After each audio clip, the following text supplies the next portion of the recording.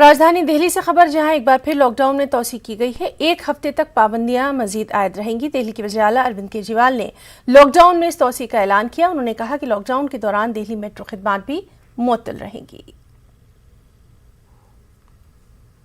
कम तो हुए हैं लेकिन अभी भी बहुत हैं। 23% अभी भी संक्रमण दर है। अभी ढिलाई नहीं दी जा सकती, अभी समय नहीं आया है ढिलाई देने का। तो सबका ये मानना है कि अभी लॉकडाउन को और एक्सटेंड करने की ज़रूरत है। अभी और इस कड़ाई को अभी थोड़े दिन और बरकरार रखने की ज़रूरत है, नहीं तो अभी जो हमने हासिल किया वो भी ख़त्म हो जाएगा।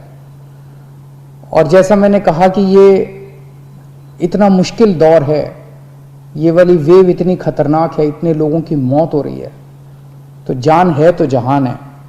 अगर ज़िंदगी बचेगी तो बाद में और बहुत कुछ कर लेंगे ज़िंदगी में। सबसे पहले इस टाइम ज़िंदगी बचाना है।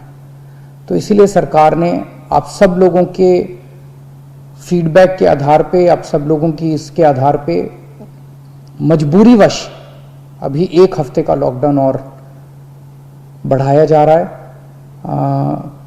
कल सुबह 5 बजे ये लॉकडाउन ख़त्म होना था, लेकिन अब ये अगले सोमवार को 5 बजे तक के, सुबह 5 बजे तक के लिए बढ़ाया जा रहा है।